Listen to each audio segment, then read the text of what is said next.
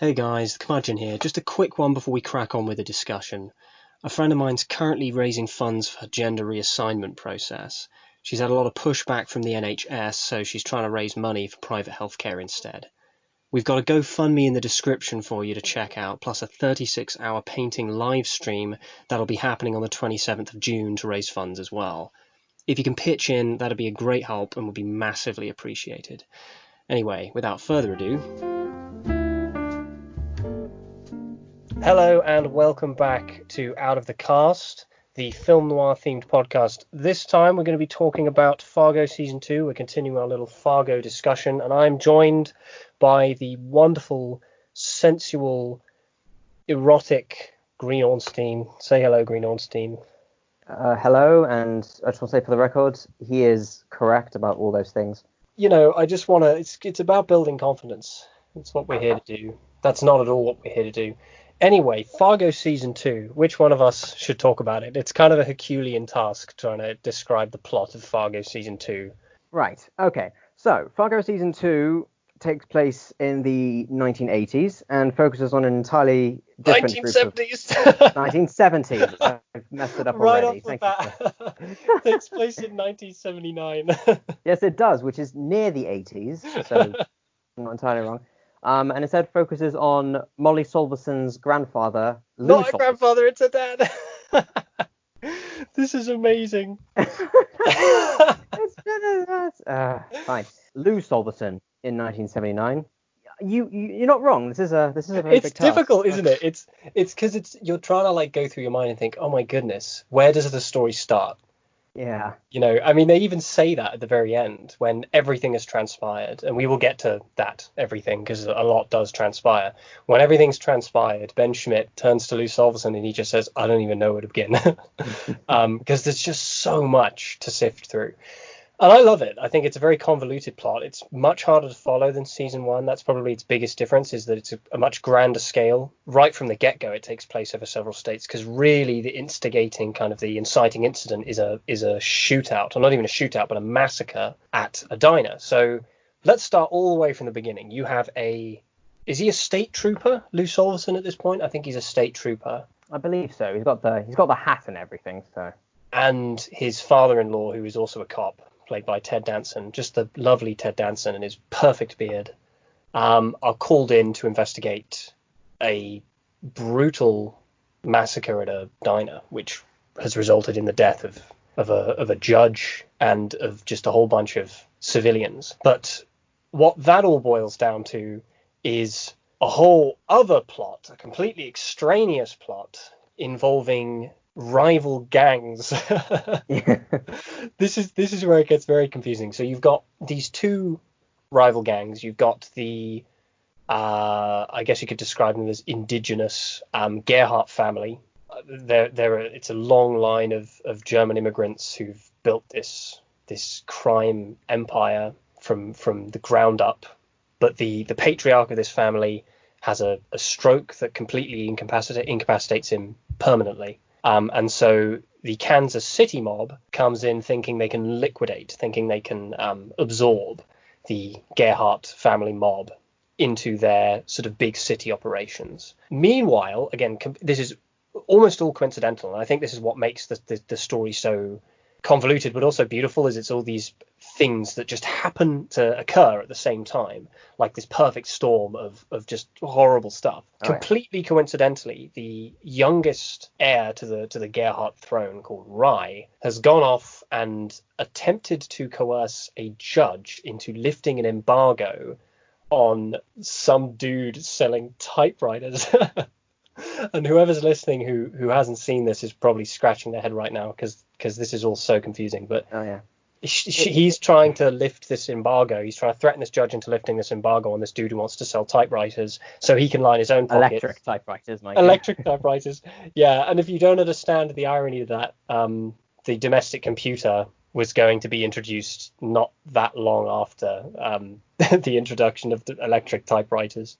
And so he gets high on cocaine, makes a few mistakes, and it results in a lot of people dying. Again, completely coincidentally, he walks out into the middle of the road, gets hit by a car, and is carried home in the windscreen of one suburban housewife called Peggy Blomquist. So you've got, to break it down, you've kind of got these three core elements. Element number one, gang war between Kansas City and the Gerhardts. Element number two, Lou Solverson trying to solve this massacre at a diner. And element number three, this poor suburban couple being implicated into the whole thing because Peggy Blomquist accidentally ran the guy down and brought him home with her. Yeah, we should provide a graph. Do you think noir benefits from this kind of story? Because there are a lot of noir films and noir stories which tend to have kind of labyrinthine plots. As a noir, I suppose, well, what's quite a common element, from my understanding, is an air of crime and an air of mystery, and having to unravel this labyrinthine maze of questions and murders and schemes. It almost seems quite part and parcel of it, really, I would say. It's kind of like a puzzle. Yeah. It gives a kind of like a feeling of incoherence to it, which I actually think is kind of important. And over this series of podcasts, I will probably quite frequently refer to Borden Shomerton, who wrote the Panorama of American Film Noir, which is sort of considered like the starting point for film noir. And they frequently refer to, I remember one line in particular, they refer to that like the plots of noir as beholding like a kind of incoherent brutality. And I think that plays into Fargo season 2 as well, because I think in a way that I don't think the other two seasons, 1 and 3, capture. Season 2 is just incoherently brutal. Like the body count just rises and rises and rises, and the tension rises and rises and rises. And when you're set up right from the get-go with this sprawling narrative with all these characters, it instantly has this kind of intensity to it. Well, I think it's rather commonplace, especially for the protagonist, sort of in conjunction with a lot of film noir. They typically have a character who has come back from some sort of tragedy or war to come back to a world they don't recognize. I think you're absolutely spot on. Like, one of the most important factors of Lou's character is that he's gone away to war, he's come back, and it's just broken him. It's like it's ruined him. And it's hard to tell if the world around him has changed or if his perspective on the world has changed and he's beginning to realize what the world really is. You know, I don't remember if I mentioned this in the last Out of the Cast, but another very provocative quote for me from Borden Shomerton is that they describe killers returning from overseas covered in medals, which is such an evocative, horrible image, but it's so true. Yeah. And he has that conversation with Ronald Reagan. Ronald Reagan is in this season, by the way. Yeah. Dutch. He has a conversation with Ronald Reagan when he's desperately trying to voice that feeling, or I believe that's when he's desperately trying to voice that feeling. He explains how his wife has cancer. And all he can really bring himself to say is, I wonder if the cancer isn't in the world somehow, you know. And then you think about Ted Danson saying to him, I wonder if you boys didn't bring that war home with you. I think that I'd say that he has to shoulder quite a larger load of burden on his own, as well as the fact that being not just a father having to care for his terminally ill wife, but as well as being a officer of the law, even though he realizes that he's very likely out of his depth in what he's encountering, you know, he still has to be that embodiment of law enforcement and for carrying yourself, really. That's one of the most admirable things about him, is that no matter how hard it gets, I mean, you watch him, you know, you watch his emotional armor deteriorate over the course of the series, because there's this gang war between the Gerhardts and the Kansas City mob spirals out of control. Civilians are caught in the crossfire. It's like the death of the American dream, which we'll get to. We will qualify what we mean by that, but it's, you know, as the body count rises and rises and rises, and the intensity and the urgency of it rises, you can see that emotional armor begin to deteriorate. But he keeps going, like in the face of all adversity, he keeps going. And I think for me, I think he might be my favorite protagonist of Fargo. He can hold himself up, but you also feel like you kind of want to give him a hug. He needs a hug so badly. But he has that typical like masculine thing of not being willing to discuss his feelings, which is established very early on. And, you know, when they're perusing the diner that's been shot up, and he mentions his wife, and, you know, obviously his wife is dying of cancer, and Ted Danson just says to him, I don't actually remember what Ted Danson's character's name is, so I'm just going to keep calling him Ted Danson. Ted Danson says to him, do you want to talk about it? And he just very bluntly says, nope, not happening. But there's that bit kind of early on when he's introduced to Ben Schmidt, who is this other cop who's just about to make detective, and Ben Schmidt is accustomed to the Gerhardts because they're local, so accustomed that his mother knows the matriarch. Floyd Gerhardt knows the matriarch of the Gerhardt family. She even asks how his mother is when they go to the house to ask about Rye. I love that whole scene. It's beautiful. But even when they're there and they're it's just him and it's Ben Schmidt and they're surrounded by Gerhardts, and all of them have guns, they're outmanned and they're outgunned, he still doesn't let up. Like, he refuses to relinquish his firearm. What is it he says? Am I the only one who understands the fundamentals of law enforcement? and he says, if either of these two guys draw their firearm, I'm gonna be forced to shoot some people, and I don't want to have to do that. And you admire that in him. Like, if he got into a firefight, he would die in that situation, but he just keeps going, putting one foot in front of the other. You mentioned the Gerhardts. The idea of the matriarch of the family. It might be good to talk a bit about them. Yeah, I mean, it's the Gerhardts kind of, adding to the complexity of the story, because it's not just a matter of, this inter-gang war and the interstate murder spree, and you've also got these very interpersonal conflicts within it that really pepper the story and add this very character-driven edge to it. And the Gerhardt family, I think, exemplifies this perfectly. And unusually, they're actually a very sympathetic set of characters, with the exception of a couple. So Otto Gerhardt, the patriarch, has a massive stroke, and he is out. He's down for the count. I think he has 3 lines of dialogue, then has a stroke and spends the rest of his screen time in a wheelchair. And then there's he dies. One flashback, I think, but oh yes, there's a flashback. But that's kind of it. So you've got Floyd, who is this. I don't want to describe her as a put upon mum, but she is. Yeah. She's really strong, though. She's this very fierce, determined kind of matriarch of the family. And her assuming the leadership role after Otto dies, I think, introduces not only one of the main conflicts for the kind of Gerhardt subplot, but also one of the main themes of the season, which concerns feminism and kind of a very well-rounded observation of second wave feminism, particularly. On one hand, you've got these 3 sons, or really 2, because Rye Gerhardt's been hit by a car and is at that time being ground into meat. Quite literally, that's not quite fair. literally, which I like to think is a nod to the wood chipper in the movie. But yeah, you've got the 2 sons. You've got the big, his name is literally Bear. And he's kind of the softer, he could kill you, but he's the softer, more subordinate kind of son. He's always eating. He's got this, something he's done to his arm. He's constantly wearing a cast. And then you've got Dodd, who is a big swinging dick, kind of cannot handle the prospect of a woman being the leader of their operations. Yeah, very chewing tobacco and spitting it kind of guy. Gee, that's really the cornerstone of it. You've got Dodd's daughter.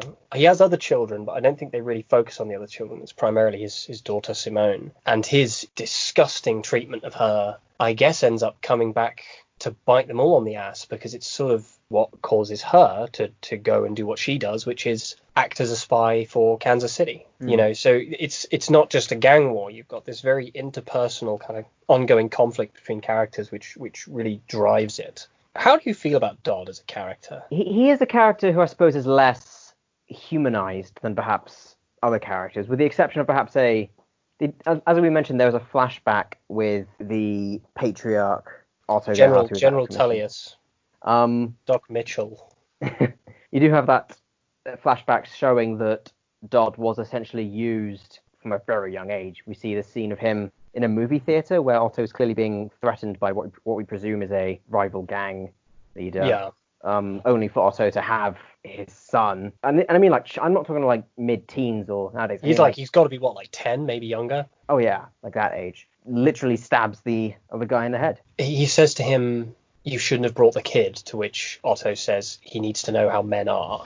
And you get the impression that kind of statement not only damaged him, well, the whole scenario damaged him, but you get the impression it kind of instilled a very toxic idea of masculinity in his brain. He needs to know how men are.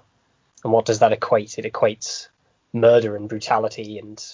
But yeah, I don't know. I think that scene really humanizes him quite a bit. And I pity him. I don't think he's not a nice character. He's obviously a horrible person, and he's probably as close to an antagonist as you can really get. in the second season, but you still pity him. You feel sorry for him. Yeah, he's definitely someone who, and this is a credit to the show, is that even if they're the most egregious characters, they will take the time to at least make them feel human, which doesn't necessarily mean likable or morally good, but at least it's understandable, especially in that upbringing, in that time in history. I mean, you get the same thing with Lester Nygaard. We talked about that with Lester, how like Lester's indubitably a horrible person, but you're led to kind of understand his plight just enough, and to kind of understand the trajectory. I think Hansi Dent. We need to talk about Hansi Dent because I think Hansi Dent. Buckle up, there are more characters in the Gerhardt storyline. There are so many characters. So Dodd Gerhardt has this what would you even call him, like a right-handed man. He's not even. I mean, I guess he is a right-hand man, but he's such a mistreated, downtrodden right-hand man, presumably from a racial standpoint, because he is of overtly Native American descent. He's like a head enforcer or a personal enforcer of some sort. Yeah, and he enforces. He's very good at it. He's obviously ruthlessly efficient and cold and pragmatic. You get this scene early on with like a flashback to him as a child in a classroom watching a magic show happen, and he just looks totally unimpressed. You get the impression he kind of sees beyond. He has no qualms killing at all, and he's sort of an enigma for the most of it. He's enlisted to try and find Rye, which he's able to do so with relative efficiency. And you discover he was in Vietnam, and you really get this impression. That's where you really begin to get a flavour for his character and how they humanise his character, because it's implied that when he was in Vietnam, he was made to just do awful things purely because of the colour of his skin. Who cares about the Indian? Send him down to work the tunnels with nothing but a knife and a flashlight, and you get the impression that he's become as good at what he does out of necessity, kill or be killed, which is one of the last lines he says in the entire series. What I find quite ironic is that he's you only find out later that he's, aside from Lou, he's probably the only character in season 2 to have actually appeared in season 1. Yeah. Oh man, I don't know if anybody's listening to this who actually has seen it and was not aware. Moses Tripoli is the name that he assumes at the end of season 2. So he gets total facial reconstruction after everything transpires and everything goes horribly wrong and everyone's killed and he's outlawed. He gets facial reconstruction and a new identity as this enigmatic Moses Tripoli or Tripoli. That is the fat guy eating the fish in season 1. If you haven't seen season 1, don't at me, don't ask. Do you feel sorry for Hansi? I do, yeah. I think I'm similar to Dodd in that sense, that he's almost a victim of upbringing. Yeah, victim of circumstance. I think in a way it worked. Well, I don't want to say it worked to his advantage, because that sounds quite unfair, but in the sense that he was able to, for those who haven't seen the show, he does eventually betray the Gerhardts as a means of wanting to separate himself from his past, or wanting to break away from this life. I mean, that's really how the bodies start to pile up, is because of Hansi. So Ed and Peggy are implicated because Peggy ran over Rye. So he's sent after them, and in his pursuit of them, he shoots up a bar full of people who, frankly, weren't exactly the most upstanding citizens. Horrible racists, but everywhere he goes, a trail of bodies is left in his wake, kind of thing. Let's talk about that episode. Let's kind of fast forward a bit and talk about that episode, because we shouldn't linger on the plot too much. We've explained kind of what the premise is. If you haven't seen Fargo season 2, go watch it. It's been out for years now. You have no excuse to have not seen it. It's very good. It's on Netflix. Go watch it. So you get that whole thing where Ed and Peggy have, I guess you could say, kidnapped Dodd. Dodd is sent to kill them for their implication in Rye's death. Yeah, well, she takes him out, ironically, with his own weapon. Yeah.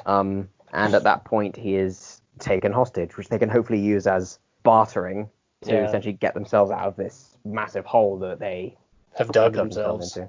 Or that Peggy has dug them. Yeah. But Hansi is sent to find them and to find Dodd. And in his travels, it's a very, very much like a his story kind of thing, that episode. I don't remember which episode it is. It's pretty close to the end. But the whole episode focuses more or less on his perspective and him trying to find them. And I think that's where he receives an awful lot of kind of characterization, and you can begin to understand how disillusioned he is with the world. And he stops off at that bar, and he's met with just instant prejudice from everyone. You know, the guy who works behind the counter and the other patrons at this bar, he's just met with instant racism. You know, a guy spits in his drink, and they all end up dead. And you kind of, you know, did they deserve to be murdered? I'll let you decide. You don't really miss them.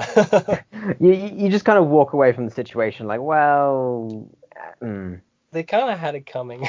A bit, yeah. But by the end of his journey, this is the bit that always really gets me. By the end of his journey, he finds Ed and Peggy, and he finds Dodd, and Dodd makes the mistake of calling him a mongrel or a half-breed or something like that. And I get the impression that in that moment, that's what tips him over the edge, and he just shoots him right in the head. But then he says probably the most vulnerable thing, or opens up more so in like 3 lines than he does in the entire series. Peggy is a hairdresser, and he turns to her and he says, you know, just after having dispatched Dodd, like right there on their rug, turns to her and says, I was thinking of getting a haircut, something professional. And then she sits down with him, and he just says, I'm tired of this life. And it hurts a little bit. One thing I do admire is just how subtle it is. Like, there's never aside from that line that you just mentioned, he doesn't really articulate it as much, so it's not overly dramatic. If I recall correctly, that episode is presented like a storybook narrated by Martin Freeman. Is it that episode, or is it the episode just after that? I think that's the episode after. But even he as a narrator, and that says no one really knows when he chose to betray the Gerhardts. Like when he's outside the bar, he sees a sign saying that a certain amount of Indians were hanged there. Yeah. Here, so it's like, did he choose here, or did he choose at this bit, or was it at this bit here? There was no. Or had he been planning it from all along? There was no over the top revelation with Hansi. I think, like everything else, like we saw with him with the magic trick, he just decided. It's kind of sad, isn't it? I mean, Hansi epitomizes something about season 2 where you get a lot of characters that sort of hold emotion at an arm's length, like in the same way that Lou describes the cancer of the world. It's people have just grown disillusioned. And I think for me it comes back to that aspect of the coming of the modern age. You know, the Cold War is in full sway, and Vietnam has happened, and Lou Solverson has returned as a jaded and listless version of himself. And I feel like, you know, it's important to linger on that aspect of the coming of modernity and the way that it's affected people, and the changes that come with modernization and with modernism, and this is another topic where it's really hard to know where to begin. Yeah, do you think a good way to start with this? We've talked about Lou, we've talked about the Gerhardts. Now we're talking about modernity in that sense. Do you think it would be good to move on to the other group that is left? The Kansas City mob, yeah. I was gonna say Ed and Peggy, but but you know, you do you. The Kansas City mob, much like we discussed this briefly when we were talking about season 1 with the Fargo mob coming from the city and invading the small town with its traditional values. I think the Kansas City mob epitomized that all that much more, you know. And it's important to establish that modernity and modernism, it's frequently equated with the city and with urbanization and that mechanical environment, that all-consuming mechanical environment. And that's what Kansas City is. That's what they represent. As an operation, they differ so much from the Gerhardts. And I think in that sense, the Gerhardts represent traditionalism. I don't know if you agree. You essentially have one with the Gerhardts that is it's a crime syndicate, obviously, but it is still it's a family business in a sense. Yeah. Whereas you have the Kansas City mob is more of a franchise. They're a franchise. And the Gerhardts, they're like a mum and pa shop by comparison, who have built the brick and mortar of their operation from the ground up over generations. You know, they are tradition by nature, and the Kansas City mob come in and they're this great big franchise with the intention of kind of liquidating. You know, this is going to sound like a really weird comparison to make, but I think about the beginning of Up. I know it's a weird comparison to make, but you know how like at the beginning of Up, he has like Carl Fredricksen has curbed modernity as much as he can. Like he's this little tiny old house that they built all on their own, surrounded by skyscrapers, because he refuses to sell his land to Jimmy McJimmy Face with his suit And his and glasses. his glasses. Ugh. I think Kansas City are that. You know, it's that exact same kind of situation. But where does that leave the characters? You know, The characters of within the Kansas City mob. I think Mike. Why not start with Mike Milligan? Because he's a good place to start. So Mike Milligan is like the lead enforcer for the Kansas City mob, or not the mob as a whole, but this particular operation is being assumed by him. He's such a great character because he's very well spoken. He's well groomed. He's intelligent. He's ruthless. He's got the afro and the brooch and everything, just pure 70s mobster. Pure 70s mobster. You know, he looks like he walked right off the set of Kojak. And Kansas City succeed in the end, because of course they do. You know, you need to make way for the new. The old must always give way to the new. I mean, that's what he says, isn't he? He says that to Lou. He says, you know, we are the future. And he describes it as like frontierism, as manifest destiny. But what does he get in the end for claiming the Gerhardt Manor? Well, he certainly gets a promotion. He gets an office job in accounting. It's dehumanizing. It's like it gives you the impression that with this new like modern economic infrastructure, although it is filtered through the plot of a 70s noir, you are dehumanized, and that's what happens to him in the end.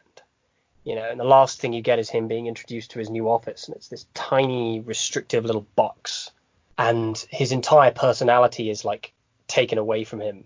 You know, he says to him, "Get a haircut, lose the suit, get something grey or black." Yeah. You know, just doesn't he say lose the cowboy? Yeah, lose the cowboy tie or string tie, whatever it is he says to him, and it's like his identity is completely stripped from him in but a brief conversation, and his boss leaves, and the last thing you get is just a shot of him, like a fisheye shot as well, of him in this tiny office, and the fisheye lens really draws attention to just how small this office is, looking out, you know, from this like 30th story window over the city, and it's this feeling of like alienation.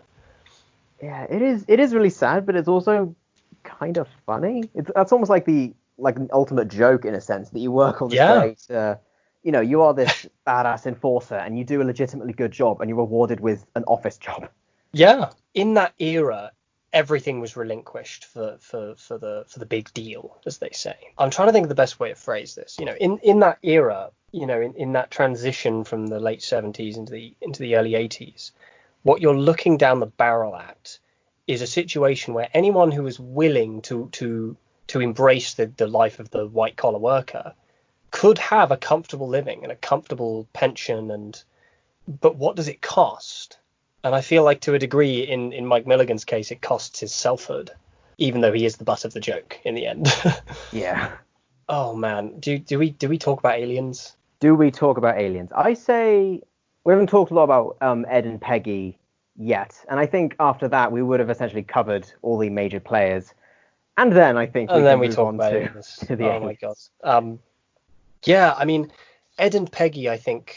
Do you think that they tie into that theme of modernity and the coming of the modern age in any way? Oh, definitely, in very much one of the more literal senses. That you have the man Ed Blomqvist, played by the fantastic and surprisingly large Jesse Plemons, who wants essentially that.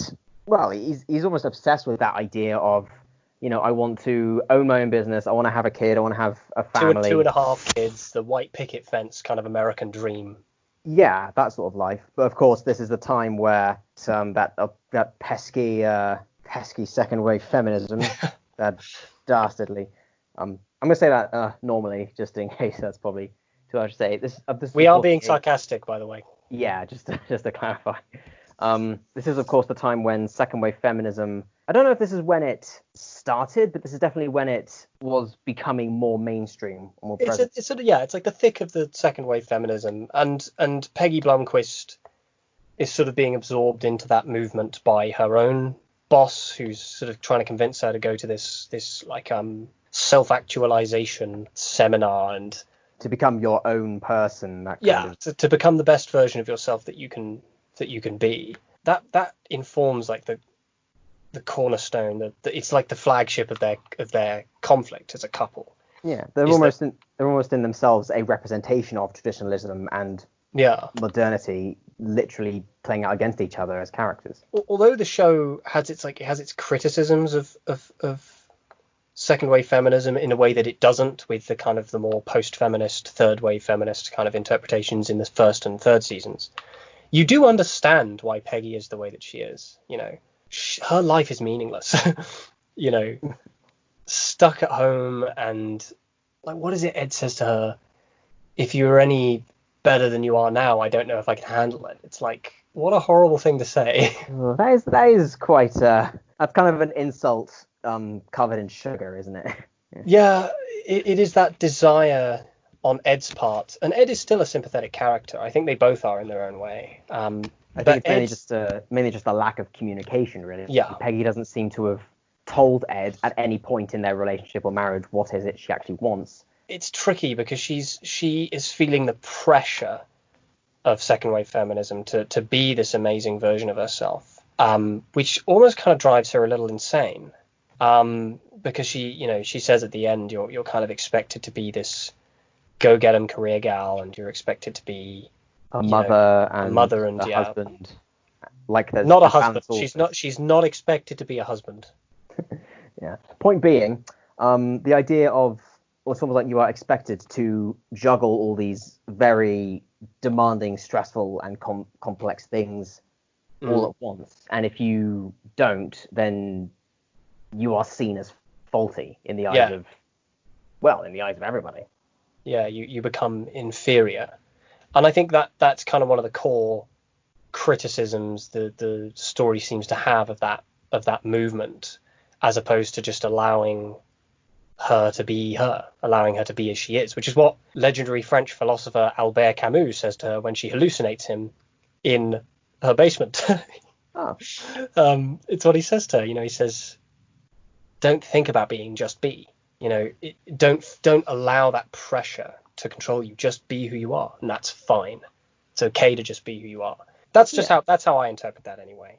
Just be. Yeah, and that's certainly a positive message. Although if you hit a mobster with your car and then maybe tell the police about it when they give you an ultimatum.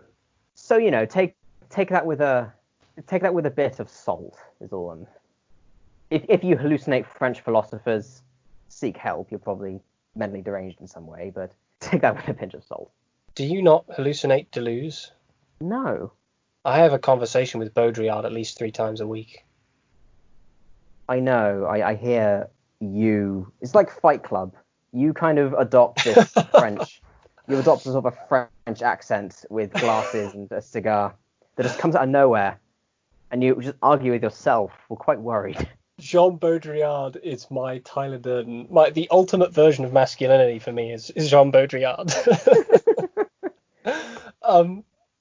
Oh, you really feel for the women of this season though. Like they're, Simone Gerhardt makes a lot of mistakes. Dodd's daughter, she makes a lot of mistakes, but oh my god, with a dad like him. Yeah, again, it's that sense of, regardless of the immorality of their actions, there's always a sense of knowing where they're coming from. Yeah, Floyd, I think, epitomizes that for me. Like, she deserves so much better. She's such a sensible, intelligent, reasonable, merciful person, but she's not afraid to crack the whip if she needs to. And she gets nothing but betrayal. And then she dies. And it's like, even though she's a mobster, I don't know, I just wish, I feel like she deserved better. Yeah, I agree. But, Ed and Peggy, in a 2-person dynamic, they kind of have that theme of the coming of the modern age, and in the same way that the Kansas City mob represent this new modern economy and the franchising that destroys and absorbs the family business, quote unquote, yeah, of the Gerhardt family.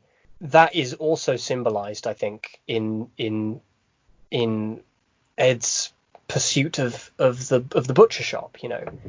As part of that traditional white picket fence American dream, he wants to buy the butcher shop and have his own little sort of independent kind of thing of his own little slice of the pie. And what happens? It gets burned down. Yep. It gets burned down, and along with it, his dreams. Does that leave us in a good position to talk about Aliens? Yeah, I don't feel like there's anything naturally that's going to... There's no smooth segue into that, which in a way is kind of what makes it funny. Yeah. Let's talk about the aliens in the room. I want to use the theme of modernity and modernism as a segue into the aliens, because for me, that's what the aliens represent. So, again, if you haven't seen it and you don't care about spoilers, there are aliens in this season. You did not mishear. There are actual, honest-to-God aliens. And I think for a lot of people, that's like it's like a make or break thing. Like, it's a very polarizing aspect of this season. Like, I think some people find it nonsensical and some people don't. I am in the camp that does not find it nonsensical, because I, in my opinion, I feel like I know why they're there and I know what they represent. Yeah, I mean, from my perspective, I knew that was... Well, firstly, I'll admit that you told me there was a UFO before I even seen the series, so thanks. Considering that I saw it initially as out of this world. I'm Crickets chirping. Even though it was completely bizarre, it didn't deter me from the rest of the plot. It didn't instantly make me go, okay, I'm no longer invested in everything else. It's just a thing that happened and then it went away. And that kind of, I think the thing I take away from that is, if you're going to do a Deus Ex Machina, go all out. Go all out. Put aliens in it. Throw some aliens in there. The aliens are kind of, they're tentatively done at first, because they show up like right in the first episode for like 10 seconds. And it's kind of, I guess, what causes Rye Gerhardt to be hit by a car, because he's not paying attention to the road. He's looking up into the sky. And because Rye Gerhardt is at that stage completely boffed on cocaine, the devil's dandruff, if you will, you can't really tell as a viewer whether or not the aliens are real or if they are some crack-addled fever dream. Yeah. So you say, because it's something I've done a little bit of research. I've been trying to figure it out myself, but there's still part of me that just views it as just, did they just put aliens in here just because they could? I remember reading an interview of Noah Hawley as he talked about this. I think a producer came in just to ask them, hey, how's season 2 going? And his response was, we're making 3 fictitious Ronald Reagan movies and there's a UFO. And the producer just went, no, seriously, what's going on? So, I didn't know that. That's beautiful. But yeah, I mean, would you be able to justify the UFOs as best you can? Oh God, listeners can't see me, but I'm presently rubbing my eyes with my hands. It's a task. I'm going to do the best I can though.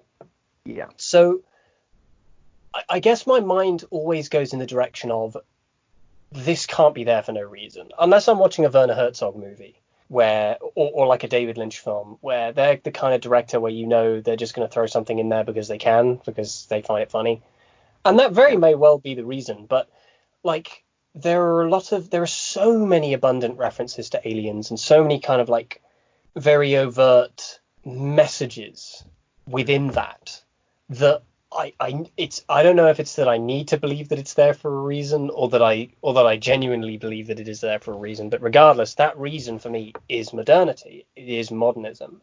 I feel like for me that the tipping point for that is, not just that modernity, as we've explained, is kind of like a running theme of the season, but also, the bumper stickers that say the future is here with the picture of the UFO. And what I'm about to say might sound like semantics, but I will elaborate. But alienation is a core criticism of modernity, the feeling of alienation. And you get that with Mike Milligan as he looks out over the dehumanizing cityscape at the end, when he's had his world reduced to a tiny office and an electric typewriter. That's my favorite little irony, is that sitting on the desk right there is an electric typewriter. Skip Sprang would be proud. Yeah. But this might just be a semantic kind of thing, but aliens, alienation, is there a little similarity there? They share 5 letters. They share Yeah. 5 letters, but seriously, it's like, alienation and that being a core criticism of modernity kind of gave me that feeling that that's what the aliens were there to do. They were there to evoke this feeling of like existential alienation, and I think the smoking gun for me, like right at the end, you have Ted Danson basically trying to justify his entire crazy wall. And for those of you who have not seen it, Ted Danson, he's got a crazy wall. In fact, he's got several. He's got a crazy house. All the walls are crazy. And his daughter, Lou's wife, whose name I can never remember her name. What is it? Googling. I'm definitely not Googling now. I will remember it. Yes, the sound of you typing is completely unrelated. That's the sound of me thinking. All I know is that she's the mother from How I Met Your Mother. Kristen Milotti is the actress's name, I believe. Yes. She's Betsy. wonderful. She's really Betsy, yeah. Oh yeah, she's very good. She's great. In fact, the fact that she was in How I Met Your Mother for a collective like 5 minutes and then died, I think is a travesty because she can outact like everyone else in the show. Yeah. And now she's in there for an entire season and then inevitably dies. So she seems to have a knack for playing characters with terminal illnesses. That could be worse. Could be Sean Bean, who just has a knack for dying in general, in various colourful ways. But yeah, I mean, she goes to Ted Danson's house to feed his cats, and she discovers all these crazy walls, and you just know as soon as you see it that it's alien related, because it's like these symbols all over the walls, and like all these notes that he's made with question marks, and it's so abundantly obvious that he's trying to communicate with aliens. Given what we know, and given the fact that at this point the aliens have kind of been alluded to so many times, he's trying to communicate with aliens, and the excuse he gives in the end doesn't mention the aliens at all, and it's an excuse. But I feel like there is like at least some kind of validity in what he's saying, and his excuse in the end when she confronts him about it, she's like, "Dad, you got a crazy wall. You got a bunch of crazy walls. Do you want to explain yourself?" And he says, "After your mum died, it got me thinking that so much of the world's problems, they boil down to communication. They boil down to the basic aspect of our connection with other people, our dynamics with other people." And in what he's describing, he's talking about alienation. He's talking about the feeling of being in a world where the Cold War has everyone on Earth not only constantly on the edge of their seat on account of something like nuclear oblivion, but also a world where everyone is constantly at odds. He's talking about the modern age, and he's talking about the way of the world as it is being disconnected and being alienating. That is literally what he is talking about. It's like he couldn't be more overt. That's the keyword of the day, kids. I mean, it is. It's like a major feeling of season 2, alienation and like disillusionment, general disillusionment with the way the world is and what it's become. And even though he doesn't mention the aliens in that dialogue, that's what he's talking about. And what he's trying to describe is the feeling of alienation and isolation in an unforgiving modern world that everyone in the story is desperately trying to make sense of, and they don't know how. So for me, that's what the aliens represent. I don't know if anything I just said made sense. I think you've done as good of a job as you can. I don't think there'll ever be a straightforward answer to there are aliens in the show. But because as I was trying to fathom it myself, I found something. Obviously, just keeping in mind this is 1979. Not only did you have the aftermath of the Vietnam War, you also had things like the Watergate scandal, where people were very distrustful of their government. Paranoia grew, and of course, UFO sightings, or you can't see me, but I'm raising quotation marks. UFO sightings were almost the norm at this stage. So it is that age of paranoia and it's people. It's the Cold War zeitgeist. The Red Scare, Helter Skelter. You've got Kent State Massacre. You've got all these disconnected but connected elements leading into this zeitgeist of malaise, I guess. I feel like that's the best word I could think of. What I think is Well, I don't know if it's something that I read or something that I already think based on something I read. Let's say for the sake of argument that it's something that I think, so that I sound clever. Is of course the fact that everybody, because you even have Lou casually saying like, should I write this in the report that this got broken up by an unidentified flying object? Maybe leave that part out. Everybody seems so nonchalant about the fact there are aliens that it's almost like they're so used to this level of absurdity that they just become numb to it. Even I think the best example of this is when the UFO fully comes in during Sioux Falls, and as they're going away, you have Peggy, who is probably the most, arguably the most out of touch with reality. She hallucinated a French philosopher in her basement, Tom. She's insane. And yet she has the most nonchalant reaction. As everybody's looking up, she grabs Ed and goes, "It's just a flying saucer, hun. We need to go." And was like, he's like, yeah, to her and to most of America, this would probably just be, normal sightings. Yeah, it's a feeling of magical realism, isn't it? Because it's the UFOs. Oh God, it's riding that line between the fact that the UFOs represent something metaphorical but are nonetheless totally literal. Yeah. In the story, and the way they're reacted to is so unusual, and it's ballsy. It is. Like, even if it is, there will always be an element of we put a UFO in because we could, and there is something really funny about that. And there's also something kind of, again, you can't help but kind of admire the boldness. Oh yeah. It's like this very popular, acclaimed TV show. They thought, you know what? Let's see what we can get away with. So stick some aliens in there. So I do agree that it is something that may be a deal breaker. It's a make or break moment, but if you're able to just accept it for the absurdity that it is. It's my favorite moment in the entire series. Right at the end, a whole bunch of people are dead. Lou Solverson has narrowly avoided death by asphyxiation. And he's just like lying there with the carcass of Bear Gerhardt next to him with a great big hole in his skull. With these three, like, it's such a beautiful image, like, just, it's so aesthetic. These three great big pillars of light just blasting down on him. And it just feels like rock bottom in that moment with him lying there, like, this is as low as you can go. Nearly being strangled to death by a crazed lunatic while aliens are watching you. We've all been there, Lou. We've all been there. We've all been there. Oh, remember that crazy weekend in Grimsby? No. I do. I can still hear the screams. That's Baudrillard yelling at you. Ah! That's what Baudrillard sounded like. Don't at me. Oh man. I mean, do you have a favorite character in season 2?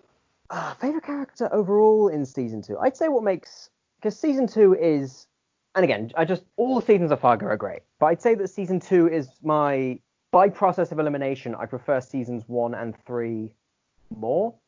I'd say because it may be quite a small and even admittedly quite petty reason, but in the same sense, in season 1 and 3, you have characters like Lord Malvo or VM Vargo, who are just so unbelievably distinctive and so unbelievably entertaining. Yeah.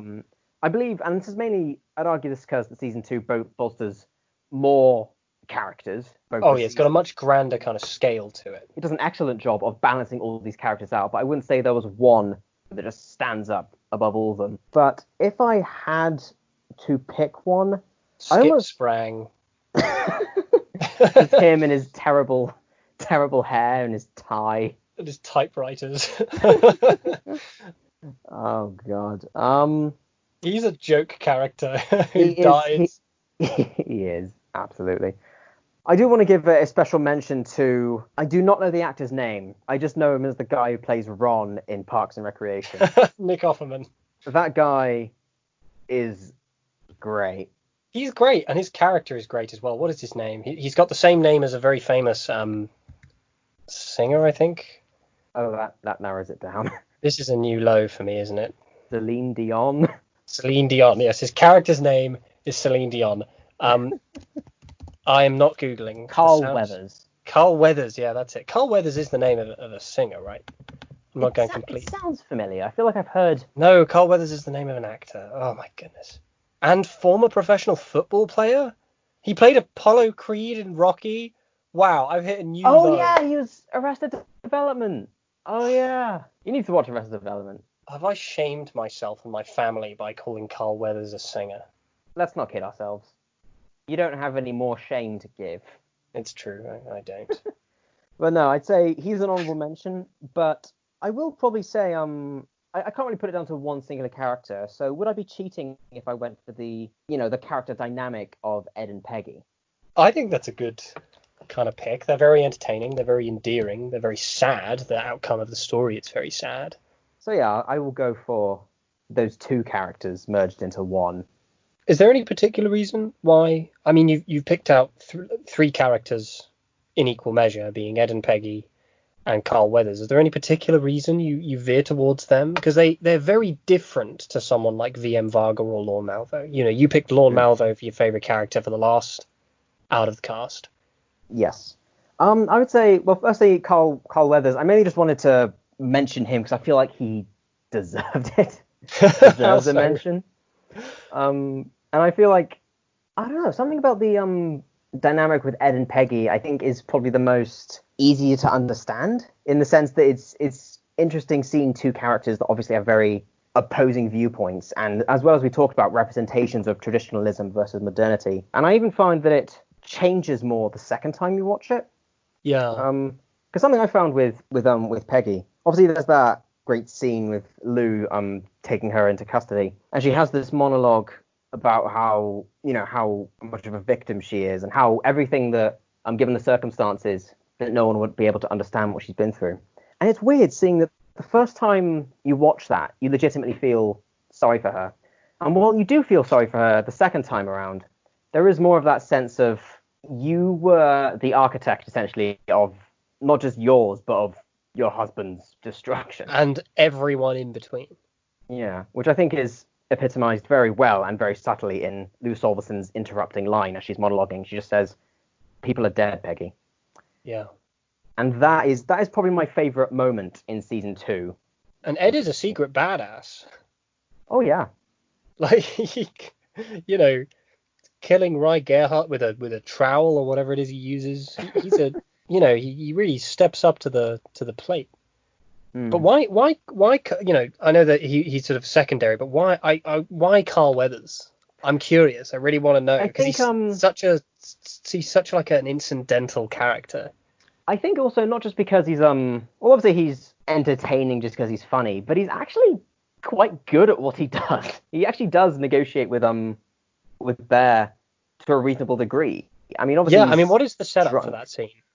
The setup for that scene, I believe, is it's Bear's son, quite similar to Rye Gerhardt in a sense, wants to prove himself, to be able to handle himself as a contributor or an enforcer in the Gerhardt family. Yeah. Of course, the downside is that firstly he's very meek in comparison to everyone else, as well as the fact that his hand is somewhat deformed.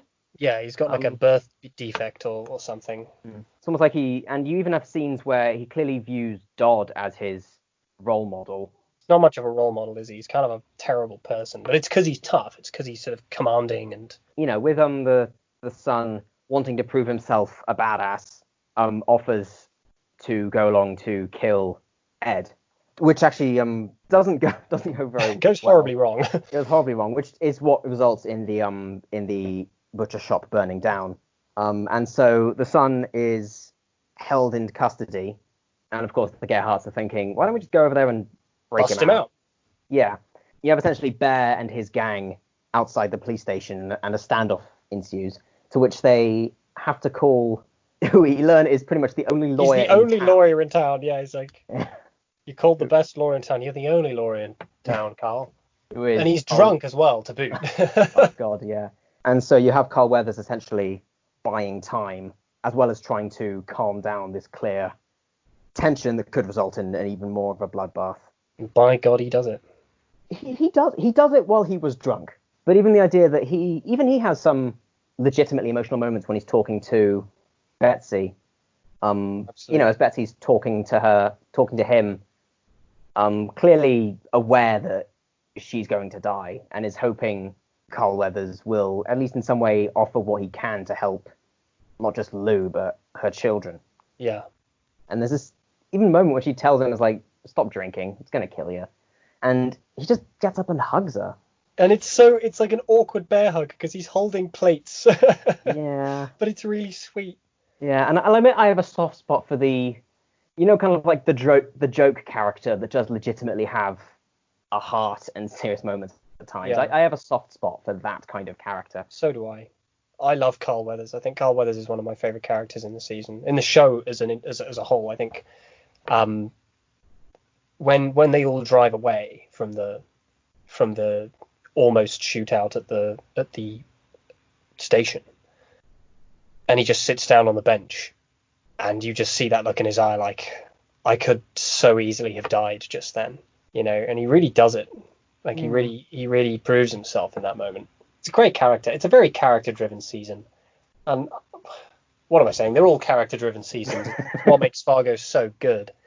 I'm trying to think if I have a favorite character. I would actually say, at the very least, like a runner-up would be Carl Weathers for exactly the reasons you just said, in that he's funny and he's kind of a bit of a joke and he's a weird conspiracy theorist.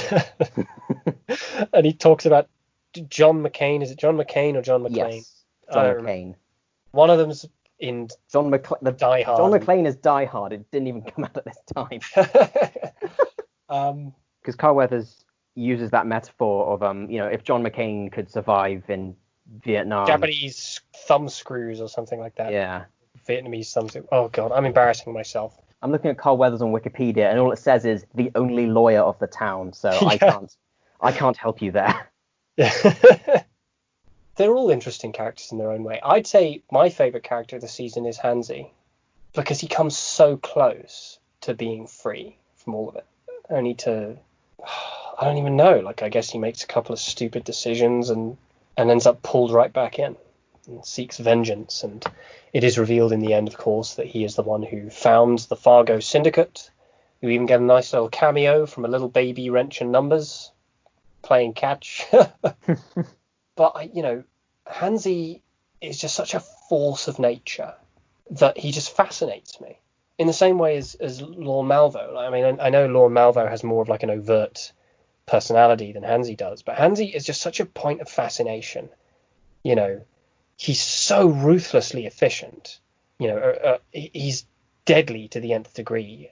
You get a kind of a shootout early on when the Kansas City mob and the Gerhardts are really going at each other. This is the first major shootout they have in the middle of the forest, and you've got the two kind of strong arms in the Kitchen brothers, who are sort of the right and left hand men of Mike Milligan. They're just like walking through this forest, just like plowing people down with their shotguns, and Hansi shows up and takes them out without them even knowing he was there. He's such like an individual force to be reckoned with that always made him fascinating to me. And I guess really I'm just trying to say he's a badass, and I almost feel guilty saying that makes him my favorite character in the season because it's such a basic, but he is though. Like normally I'd say, Lou Solverson's my favorite character because he's so like downtrodden but he keeps putting one foot in front of the other in spite of all the adversity.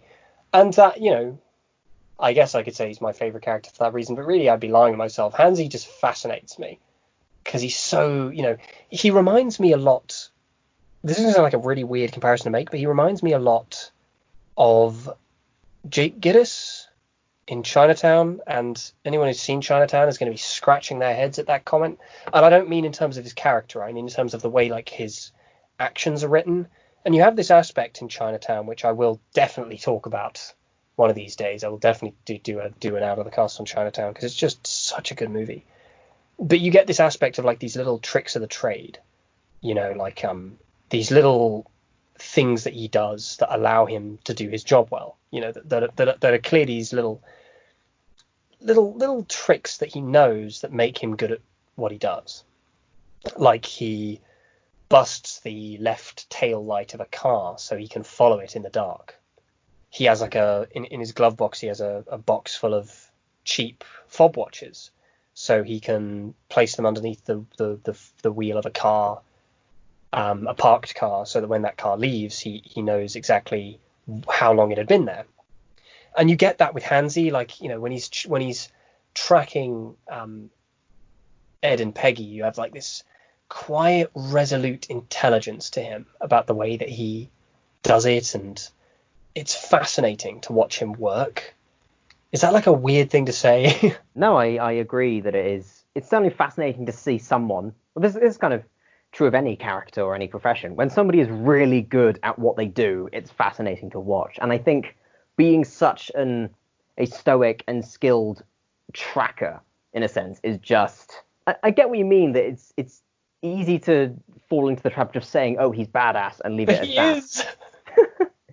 He really is. It's the little things, like he picks up the little piece of glass from the car, and he's very easily able to deduce, that there's obviously going to be a minimal number of auto shops in the area, and he tracks it to this shop, presumably the only shop in the area, given the fact that it's a small town with only one lawyer.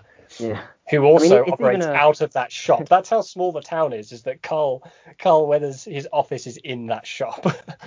And that's how he's able to track it to Ed and Peggy. And it's just like, it makes you feel smarter, because everything he does is like really basic deductive skills, and he finds Rye's belt buckle in the fireplace. And even as he's tracing them to the middle of nowhere when they've run away with Dodd in their custody, he traces them to the middle of nowhere off of a piece of paper on the fridge door. In sum, Hansi Dent is a badass, and he's fascinating to watch, and I have no shame saying that's why I think he's my favorite character. Yeah, but I do think, and again, this is a strength, especially of season 2, as I said, since there isn't one that stands out in that way above every character, because I do think everybody does hold their own. Even Kirsten Dunst, Jesse Plemons, Patrick Wilson, who I now know his name is Patrick Wilson, so I can stop calling him Night Owl in the Watchmen movie. And I'm not a fan of Kirsten Dunst. I've often found her kind of trite, saccharine, and she's really good as Peggy. She performs that role really beautifully. But you asked me a question a little while ago, just on the topic of all these actors, and Fargo has its way of like absorbing sometimes the most unusual actors into its folds, and actually utilizing them really, really, really well. In season 3, you've got Ewan McGregor. I can't stand Ewan McGregor. There, I said it. I think he's terrible. I think he's like the most bland. He's exactly the same in everything, except for Fargo season 3, where he plays 2 characters. And it's not just that they look different. Like, he legitimately plays them very, very differently. And they have really unique little mannerisms. Like, one of them has just like that disgusting toothy smile with those pearly bleached whites. But that is to say, like, Fargo has its way of just absorbing sometimes the most unusual actors into its amorphous glob. Yeah. I couldn't think of a word, so I went with amorphous glob. Mr. McGregor, if you are listening, we're sure you're a very nice person, and we wish you well. I'm not. Oh. I don't wish you well, Mr. McGregor. I'm coming for you. But you asked me a question not that long ago after finding out that Chris Rock is in season 4. And I'm so excited for that. And Chris Rock, like in the few interviews they've done with him on season 4, he seems just really excited about it. You asked me if there's anybody I wanted to see in Fargo, like if there are any actors I'd like to see in Fargo. So I'm going to pose that question to you. I think that's an interesting kind of discussion to have. There are 2 people that I can actually come to mind for me. One is an actor who I love in what he's been in, but I wish that he was in more stuff. And I think Fargo would be a good opportunity for that. Is John C. McGinley, yes. best known as Dr. Cox from Scrubs. Yes. I love that dude. I think he was really good in Scrubs. And I can imagine him in Fargo being almost like a grizzled cop, almost like a older Lou Solderson type. Yeah. But with maybe much more of an aggressive, rebellious side. Yeah. And I think he'd be able to play that well. Yeah, because he's, in Scrubs, he's got that like comedic edge to him. But when you have those really dramatic moments, he really sells it. And I'd like to see him do more of that. And I think Fargo is excellent at blending. We talked about this when we talked about season 1. It's really, really good at blending humor and drama, humor and the macabre. And he would just be perfect for that. I would actually, I think she may be on hiatus or semi-retired, and But I'd like to see someone like Sophie Turner in Fargo, because Sophie Turner is somebody who it seems more charismatic and likable in, if you see her in interviews or in real life, gives off that likability, Yeah. much more so, and charisma, much more so than the characters that she is given. Best known for playing Sansa Stark in Game of Thrones, who, as a character, I'm not a fan of. But I feel like I always thought the same with her, is that she would be really good in a more comedic role. But Yeah. I think Fargo, again, that idea of blending seriousness and comedy, someone like Sophie Turner would, in a sense, someone like a Molly Solverson-esque character would be able to let her show that side of her, which I think would really bear a lot of fruit. Yeah, she's super charismatic. Yeah, there's also a habit of having like you mentioned, like Ewan McGregor, and Martin Freeman, of British actors doing the Fargo accent. So I don't think it would be too much of a stretch. Oh man, there were so many options, aren't there? For one thing, I'm going to say Simon Pegg.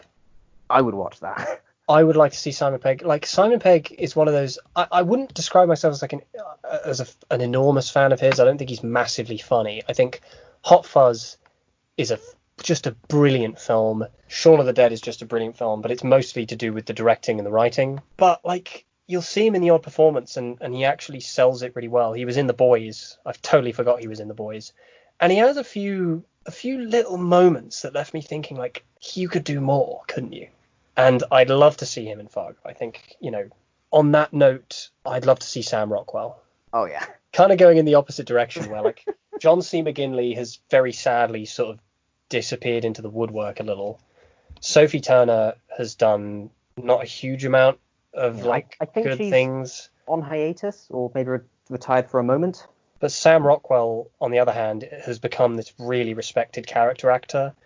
And an Oscar winner. And after seeing him in Three Billboards, I mean, my favourite performance of his is Moon, because he plays multiple characters and does it incredibly well. But Three Billboards weirdly felt quite a lot like a Coen Brothers movie to me. I can understand that. And it reminded me a lot of Fargo. Maybe because of Frances McDormand, but maybe because of Frances. I get your point. But it does, the tone as well felt very, very Fargo to me, where it's able to switch between drama and comedy seamlessly. His character in that, this has ended up becoming a discussion of Three Billboards, I'm very sorry. His character in that feels to me, Fargo, like you said, it's very good at humanizing ostensibly bad people. And his character in Three Billboards undergoes like a real evolution. And he starts off as this like irredeemably bad person. He's racist and he's stupid and he's horribly violent. Like, he beats that poor kid and throws him out a window. But he undergoes this evolution. And I can definitely picture Sam Rockwell very clearly in that kind of role. Someone like Christoph Waltz, I think. Oh, yes. We humoured the idea based on the fact that, not only, again, for a similar reason, that he was in some really good work and hasn't got into anything as good since. So it'd be good to see a strong comeback. Yeah. And of course, there's even the idea of, like we mentioned, the Gerhardts, for example, that are of German descent. So I believe he's Austrian, German, having an actor of that background, within the universe, the world of Fargo wouldn't be too out there. So I'd be very happy to see him. I mean, he's obviously very talented, and again, as evidenced by his part in 2 Tarantino films, he's very good at that kind of morbid. I mean, Tarantino does love his morbid humor, and the humor in Fargo is morbid. I guess what I would say is that one thing that I admire about Fargo as a series is the fact of how it's able to tell such a completely different story in each of its seasons.